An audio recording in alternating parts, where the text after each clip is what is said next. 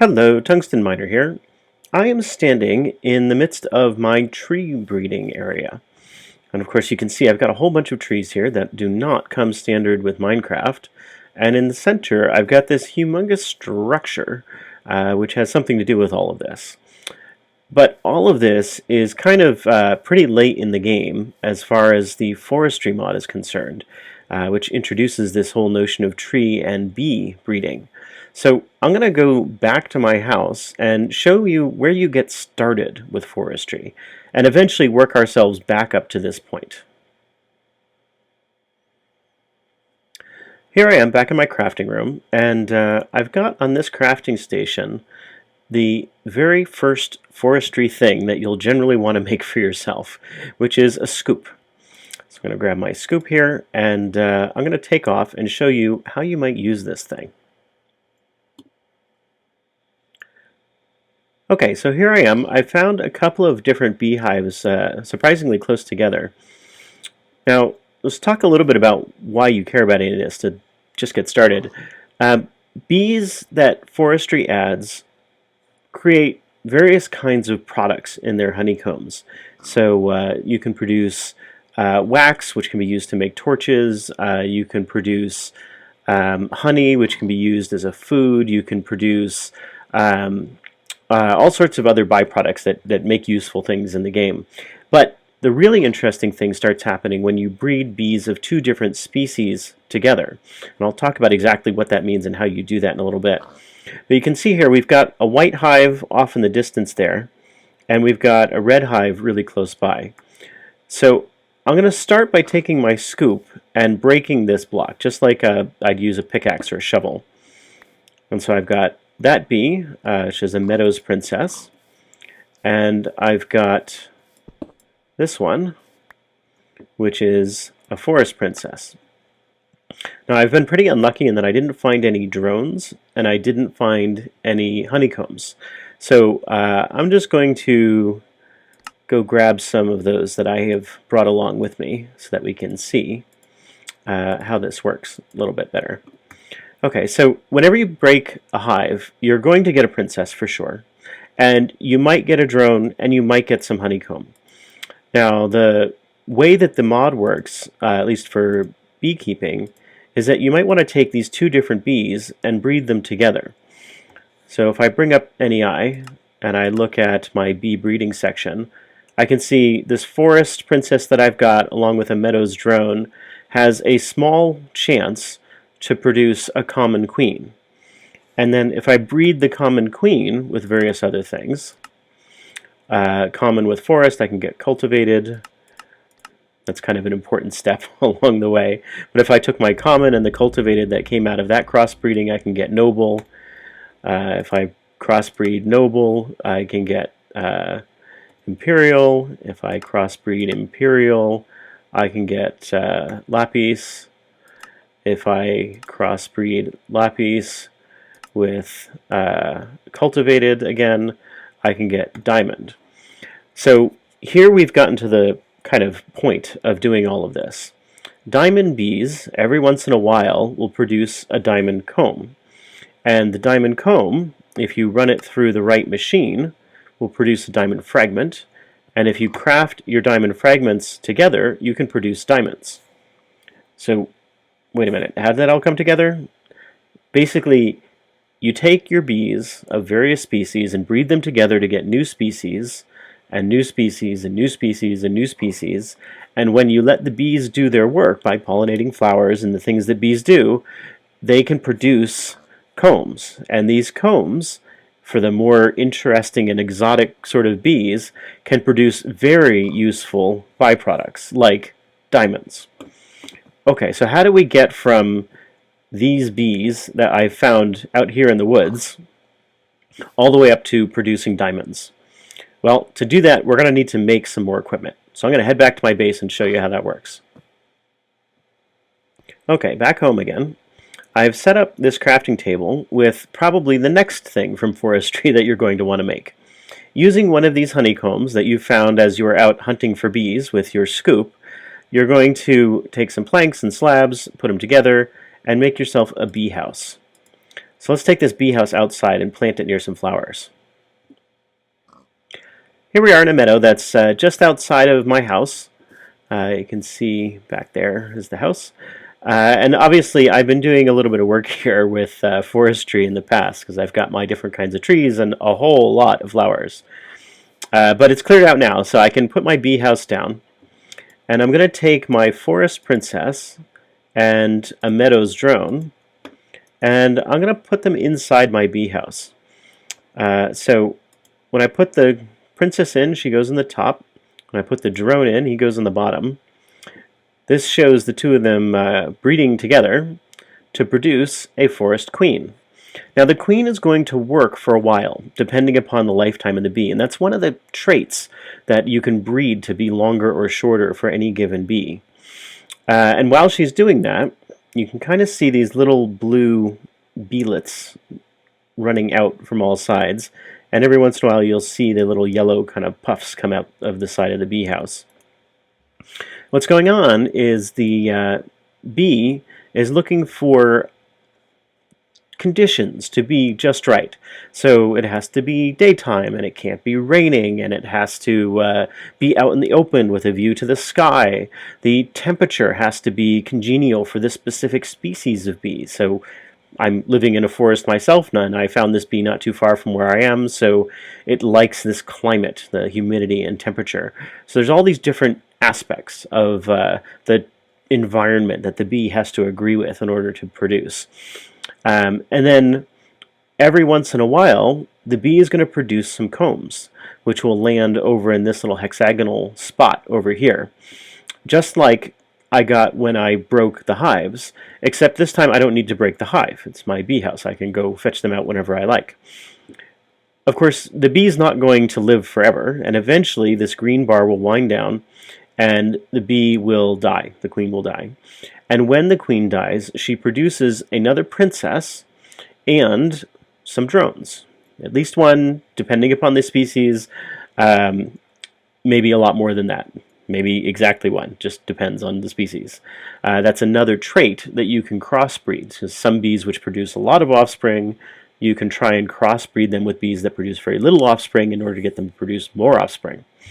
Oh look, our queen has produced a honeycomb, and you can see the green bar has worn down a little bit. This will keep happening, of course, until the bee dies. Of course, the bee house is not the ideal place to breed bees. This is kind of the cheapest and easiest thing you can make to get started. I happen to have in my inventory what is basically the next step. So I can plop down my apiary here, and what looks a little different, and internally it's pretty much the same. I can drop in a princess and I can drop in a drone. Actually, I'm going to take that out for a second so you can see that I can halt the process at any time. I want to explain the difference between ignoble stock and pristine stock. It's pretty simple, really. Pristine stock means this queen, no matter how many generations pass, this queen dies, produces a princess and some drones, and then make another queen, she dies, produces more princesses and drones. That process will always continue. You are guaranteed, whenever a queen of this lineage dies, to get another princess. With ignoble stock, that's not true. Eventually, sooner or later, after so many generations, and it may be a while, the queen will die and no princess will be produced, and that's it. That's the end. Now, it doesn't sound terrifically important, except remember what your goal is to breed different species. So if you've spent a lot of time breeding and crossbreeding and very carefully trying to get certain traits into your bees, then it's going to be very disappointing indeed if your queen dies and leaves no princess to carry on the line. So if you find a bee that's ignoble stock, there are some uses for them, but you don't want to try to base a new line of descendants off of that, because sooner or later it's just going to vanish. So I'll toss my drone in there. They're going to go along. Oh, it looks like it's gotten dark. I should sleep. So as the bees do their work, of course, they'll produce a little bit faster in the apiary than in the bee house. And in the apiary, you see that we've got these 3 slots here. Let me run off and go grab some things, and I can show you what goes there. Okay, so back in my crafting room here, I've gotten a bunch of sticks, and I've gotten some string, and I'm going to make myself an untreated frame. Let's head back out to the beehive. Okay, back again, and I'm going to stick this frame into one of these 3 slots. And what that's going to do is change various aspects of how this bee produces. So different frames have different purposes. I think untreated frames just increase production by a teeny tiny bit, but there are lots of other kinds of frames. Gosh, here's a proven frame. This one will increase production by quite a bit, and it'll last a really long time. And you can only get these from villagers. There's an impregnated frame. Let's get the recipe for that. Yeah, here's our impregnated frame, which requires impregnated sticks. And that's going to lead us into talking about some of the forestry machines. So I'm going to leave off talking about our apiary here and our beehive, and go back up to my powered machines room and show you some of the forestry machines. Okay, here I am in my beekeeping room in the bottom floor of my house here, and I'm looking at my centrifuge. So a centrifuge is a piece of machinery that forestry adds, which is reasonably simple to make. You need some copper, some glass, sturdy casing, which is really just a bunch of bronze, and there's a whole lot of different ways to make bronze. My preferred way is to use the casting table, which allows you to make bronze by tossing in 3 pieces of copper and 1 piece of tin, melting them down, and that will get you 4 pieces of bronze. So just keep mixing the metal in that proportion and you'll get them. There are many, many other ways to get bronze, but that's the one that I tend to use early on in the game. So yeah, pretty basic machine to make. You don't need a lot of complicated ingredients. And once you have it, what it will do is you can drop honeycombs in this slot over here, and with a little bit of power, it will centrifuge all of that stuff and take the outputs, and normally they'll just get dropped in here, but I've got my pipe system set up to drop them into this chest. And obviously I've been doing a lot of beekeeping stuff that has produced these green propolises, these silky propolises. And I'll talk about where they come from in a while. In this case though, my honeycomb produced yet another honey drop. And if we get lucky and toss in the second one, maybe it'll produce some wax as well. Oh, there it goes. So those 2 items are going to come off over here. These are just simple Buildcraft transport pipes. This gate here has a pulsating, let's take a look at that. One of these guys, pulsating chipset. Just take an ender pearl and some redstone, you can make the pulsating chipset. And then when you combine that with a basic gate using an integration table, it makes a chip which has the ability to make an energy pulse in response to whatever signal you happen to have set up.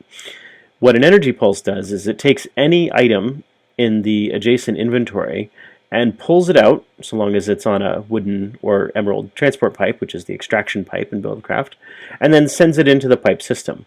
In this case, my pipe system is very short and leads just to this chest, where you can see that piece of beeswax has been deposited. Beeswax is useful for a bunch of things. Making torches is what I primarily use it for, but you can use it for making wax casts, which comes into a different piece of forestry, which allows you to make different kinds of colored glass and stained glass patterns and all sorts of stuff like that. You can make these wax capsules, which allow you to store any kind of cold fluid, so not lava, but anything else, various liquids in the game. And you can use it as pipe sealant for Buildcraft. And then it gets used in various other ways in the forestry mod itself. But I'm not going to get into most of that. I might talk about a few of those things later on. Suffice to say, it has lots and lots of purposes within forestry, and even a few outside of forestry. So once I've gotten the centrifuge, though, I've got these honey drops.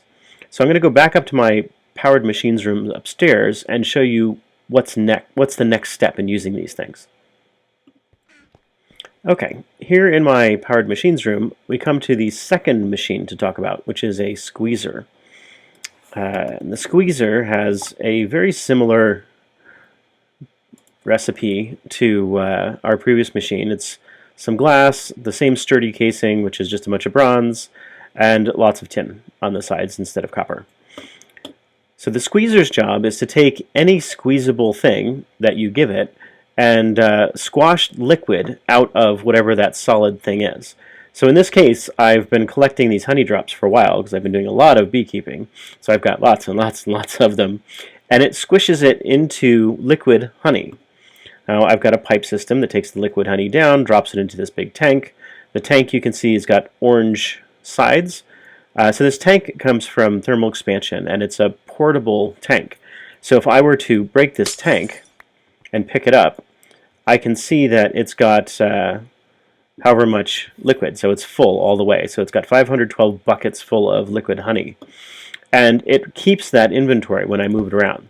So if I drop it back in there, it's going to now have that same inventory. You notice these little sides have changed to blue, which means it's in input mode. So any pipe connected to the bottom of this tank is going to input honey, except that it's full. But if it were empty, it would input honey. If I hit it with a wrench, it's going to change to orange mode, which is output mode. So orange is out. And that's going to drop it into this machine, which is a carpenter. The carpenter is got a likewise very similar and very simple recipe, which is this guy. So it's basically the same, except you use bronze instead of copper or tin. And your carpenter is what makes a lot of the buildcraft stuff, or the forestry stuff. And the way it works is it takes a pattern that you specify over here, and you can put whatever you like over there. It's not actually going to drop the items in there, unlike a crafting table. Instead, you drop the items in this inventory space down here. So it'll make like a ghost or phantom item up here. Actually, let me go grab some stuff to put in there, and then we can take a look at how actually that would work. Okay, so I've got my materials here. I'm going to take some birchwood planks, drop them in there, and then put them in this inventory. I'm going to take my bit of royal jelly and put it up there, and then drop it in my inventory. So you can see it's not consuming the item, it's just putting it as a pattern. And then drop it in here, and then finally get my pollen cluster, drop it over there. And now, I'm not going to put it in there just yet. You can see this is going to make scented paneling. So it's going to combine the honey with these raw materials, if there's enough of them in the inventory, and start making whatever that item is. And only once it's made the item does it consume the raw materials. So we wait just a minute. And all this time, it requires power. So I've got some power coming up through the walls and into the machine from behind.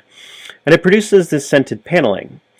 Now, I chose this item because scented paneling is one of the key ingredients in making the next tier of bee breeding and beekeeping equipment, which is going to be your alveoli. So if we look at what we can do with this guy, we're going to make some scented paneling, combine that with an impregnated casing, which itself is made by just taking a bunch of wood and impregnating it with seed oil using a carpenter. So seed oil is produced by taking any kind of nut.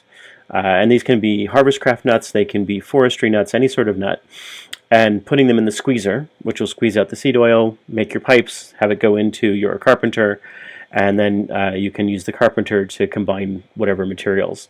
So yeah, we'll wind up with an impregnated casing, and that's going to make this alveoli block. Now, this isn't actually a block you can put bees into.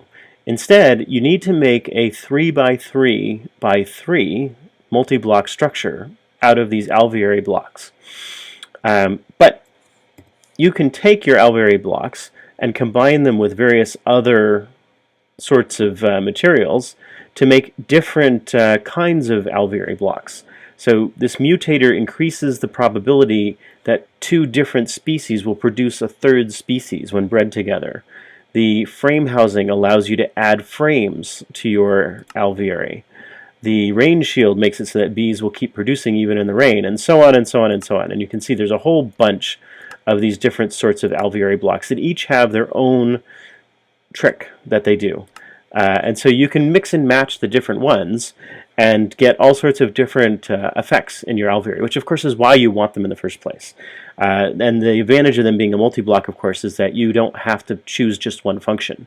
You can replace any alveoli block with any other alveoli block, and when the structure comes together again, it will reform into the multi-block and start functioning. Now this last one is important because certain ones of the alveoli blocks actually require power. And this alveoli transmission allows you to input power to this block, and it will make sure any other blocks in your alveoli which require power get it. Otherwise you have to run power to each of them individually, which is a big old pain in the neck, so you don't want to do that. So let's go take a look at my alveoli. And of course, this should look pretty darn familiar because, of course, this is where we started. In this case, I've got alveoli blocks as the base layer. I've got these alveoli sieves as the middle layer, more alveoli blocks as the top layer, and at the very tippy top, in order for the alveoli multi-block to work correctly, you need to put some kind of wooden slab as the top layer. So there's really 4 layers to an alveoli. The bottom 3 are alveoli blocks of whatever kind you want, and the top one has to be wooden slabs. Okay, so inside of here, it looks just the same as the apiary. I've got a queen bee who's actively working. She's obviously a brand new queen because this hasn't run down at all. And I've got a bunch of drones in there. Now these are tropical bees. Well, I found them off in the tropics, as you might expect. And they produce those silky combs. And the silky combs, when I run them through a centrifuge, produce silky propolises. Silky propolises produce little teeny bits of string. And the string, when you put them together, makes this woven silk. So carpenter plus water, instead of honey or seed oil or something, plus the teeny little strings, produce the woven silk. And if you take the woven silk and put it in an alveoli sieve, you can capture pollen from your various trees. And then you can crossbreed the pollen with saplings of a different species to do, well, pretty much exactly what you'd expect, and do the same kinds of things that you can do with your bees. I've talked a bunch about crossbreeding this and crossbreeding that and these different sorts of bees, and I may give the impression that this is just kind of a sort of mechanical process. Well, it really isn't. As you're trying to crossbreed your different bees, of course, new species don't come across all the time in the real world, and they don't come across all the time in the forestry world either.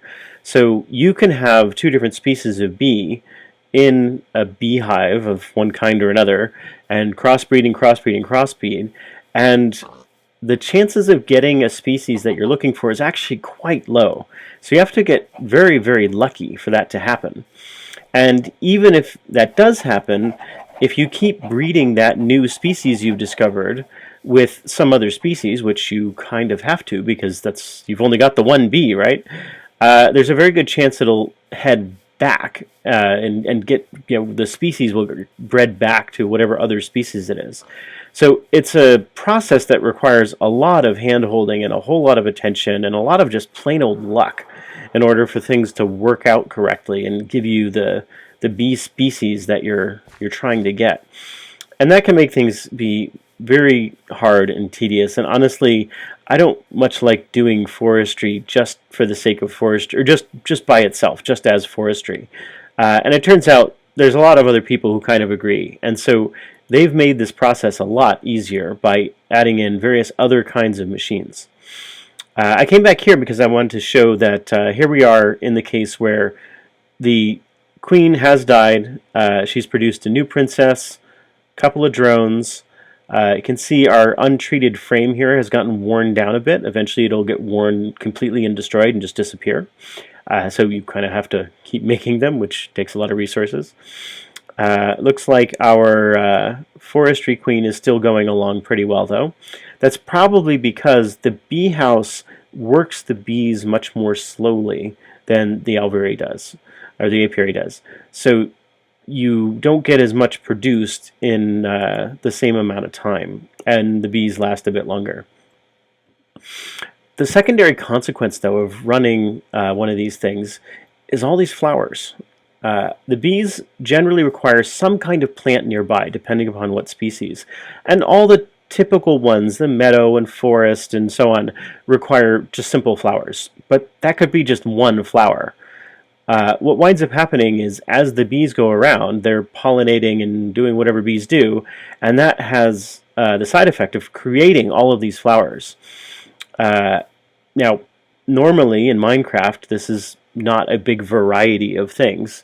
It turns out, though, since I've got the Biomes of Plenty mod and the Plant Megapack mod, both of which add quite a lot of different flower species, I've now got a ridiculous cacophony of flowers all over the place here. It's just kind of a ridiculous riot of color, including these nasty death blooms, which are one of the flowers that gets added by Biomes of Plenty and causes the wither effect. And if you step on it, as I just did, of course it withers you. If you touch it to pluck it or destroy the damn thing, then it will likewise give you a wither effect. The one thing you can do to get rid of these things is to dig out from underneath them, which causes them to break without hurting you. And I always dig these things up as soon as I notice them because they are, well, hazardous. In any case, though, just having a simple bee house or an apiary running is a great way to get lots of dye, because of course these are going to all be easily broken down into whatever color dye they happen to produce, including these death blooms into black dye. So you can get lots and lots of this stuff pretty easily by just keeping some bees around. Okay, so that's basic bee breeding. Forestry includes a lot of other completely different systems. It includes systems for tree breeding, and you can see some of the effects around here. It includes systems for automated farming. It includes systems for power generation. It includes, in fact, systems for renewable power generation, and even more stuff, making wood panels and wood tiles that have all sorts of intricate patterns, making glass, stained glass that has all sorts of intricate patterns, on and on and on. There's bunches and bunches of things that it adds. It's one of the oldest mods after Buildcraft. I'm not going to talk about those right now, but if you're interested, let me know in the comments, and I will happily make videos about those in the future. At least the ones that I've tried out and I understand myself, because there's big pieces of it I haven't even played with. In any case, though, I'm going to leave it off here. If you liked the video, go ahead and hit that like button. If you want to see more like this, go ahead and subscribe. And if there's something that I went by too quickly or something else you'd like to see, just leave a note in the comments. Talk to you later.